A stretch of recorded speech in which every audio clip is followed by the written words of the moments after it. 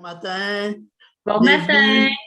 Bienvenue, bienvenue Merci. parmi le grand groupe de la CANU. On ne va pas présenter tout le monde, mais il y a à l'écran en ce moment des gens de la région de Granby, mais il y en a aussi de la région de Victoriaville. Il y en a de la CANU Outaouais. Et il y a des gens de, bien entendu, certains qui forment le conseil d'administration national.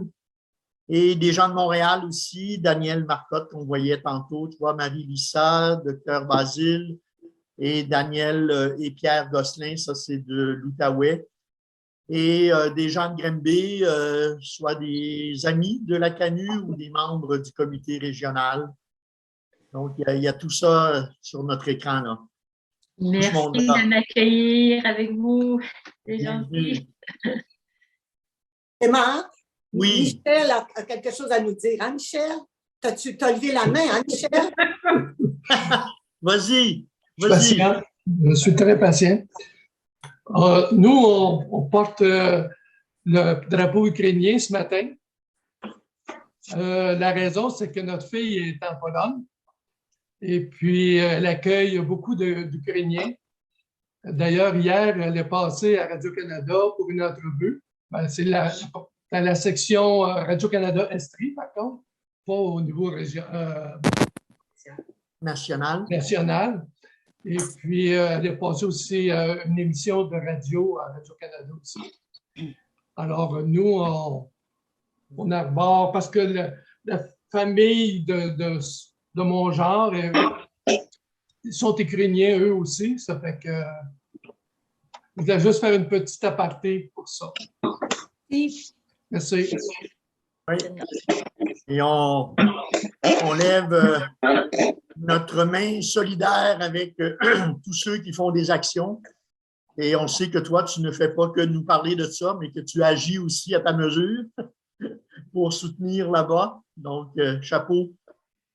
On a une campagne de financement, autrement dit qu'on peut dire qu'il y a pas mal de dons qui sont rendus déjà et qui sont très bien utilisés par ma fille à l'autre bout pour aider les Ukrainiens. Surtout, c'est des femmes et des enfants. Alors, une façon d'aider à la façon qu'on connaît, hein? Main dans la main. Oui, ça passe d'une main, ça arrive à l'autre et ça s'en va à la bonne place. Oui. Ouais. Excellent. Alors, je vois 10h04 sur mon appareil. Je crois qu'on va se laisser seulement une petite minute avant de débuter.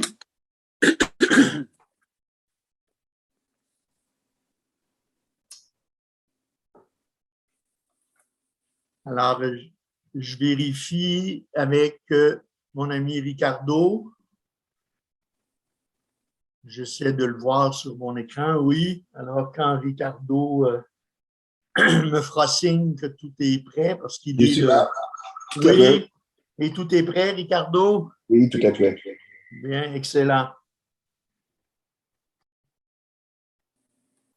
Alors, on va débuter notre rendez-vous annuel. C'est la deuxième année qu'on le fait sous forme Zoom. Cette année, on a choisi de le faire Zoom après consultation auprès de certains habitués du déjeuner et se rendre compte que même si ça aurait été possible en présence, que les gens préféraient encore demeurer en Zoom étant donné, on sait les conditions actuelles de la pandémie.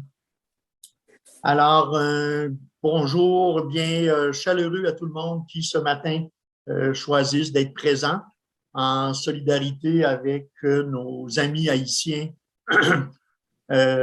avec qui on collabore, avec qui on travaille. Et puis, je vous donne tout simplement, et l'objectif d'une rencontre comme celle-ci, c'est vraiment de rendre compte de l'avancement et que les gens sachent aussi toutes les contributions qu'on reçoit, à quoi elles servent et c'est quoi les résultats concrets que ça donne. Alors, c'est l'objectif qu'on a. Donc, en ce moment, les micros seraient tous fermés et on pourra prendre des levées de main, mais peut-être plus à la fin des présentations. On verra comment le déroulement se passe parce qu'on a quand même un certain nombre de présentations. On pourrait donner comme thème à notre déjeuner se nourrir d'espoir, étant donné qu'on n'est pas dans un déjeuner tangible avec des assiettes pleines, mais je pense bien que à la fin de notre déjeuner, on se sera nourri d'espoir avec tout ce qui nous sera présenté. Et ça ne se fait pas sans qu'on sache la situation préoccupante qu'il y a en Haïti.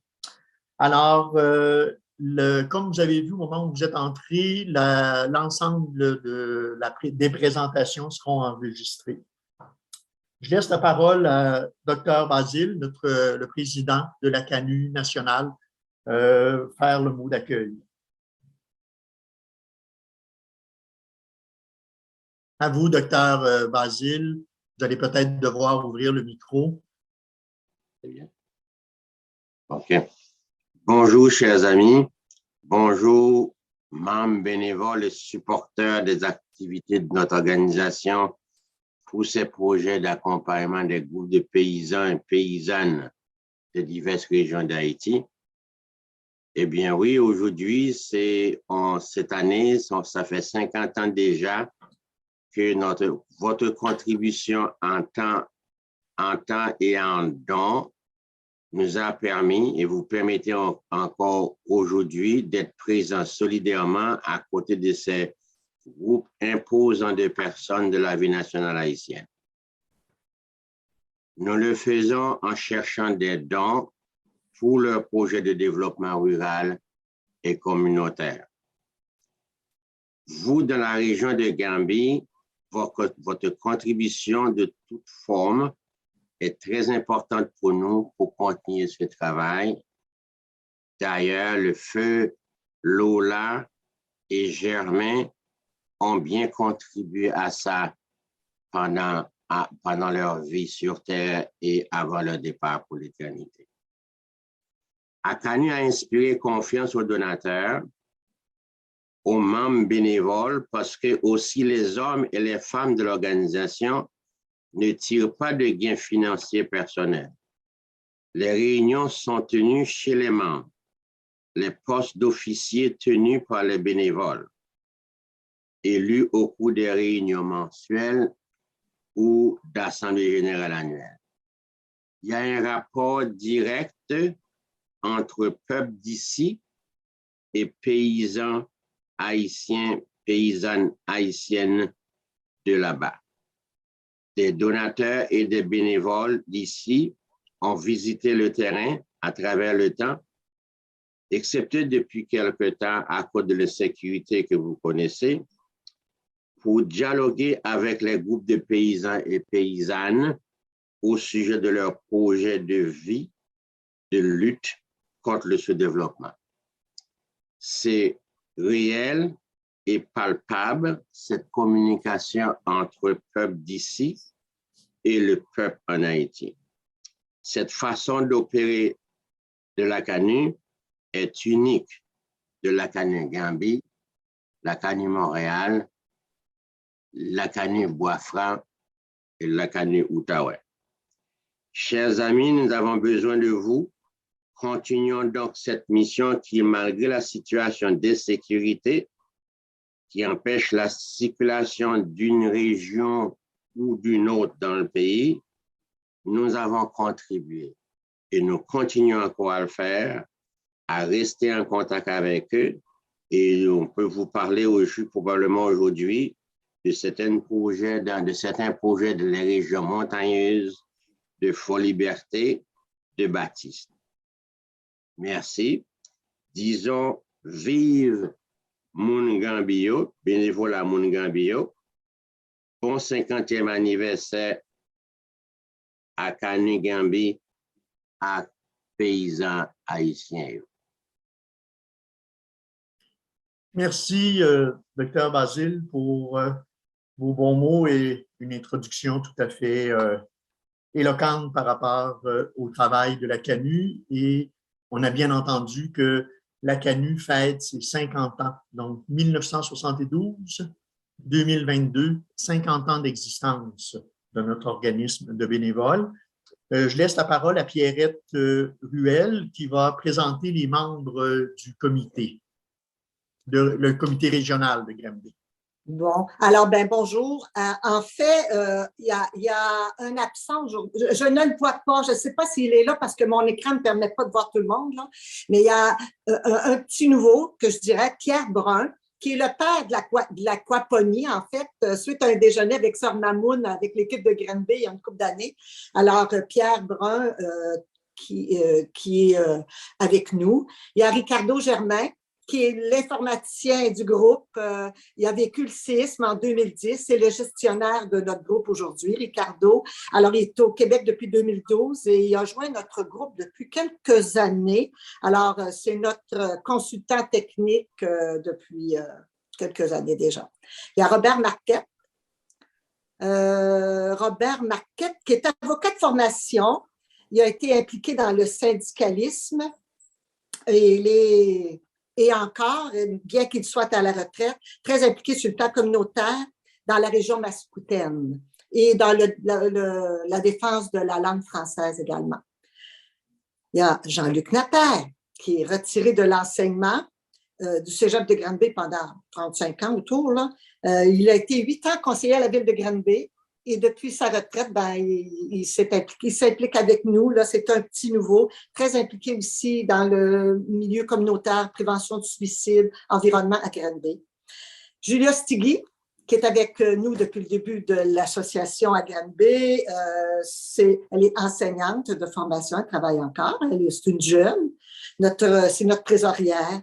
Il y a Clément Roy, qui est notre responsable et qui est retiré de l'enseignement, de la direction d'école. Il est avec nous depuis le début aussi de l'association.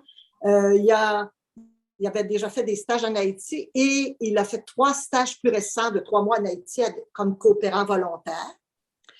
Et puis, il est responsable du comité depuis le départ de Germain pour cause de maladie et son décès, évidemment.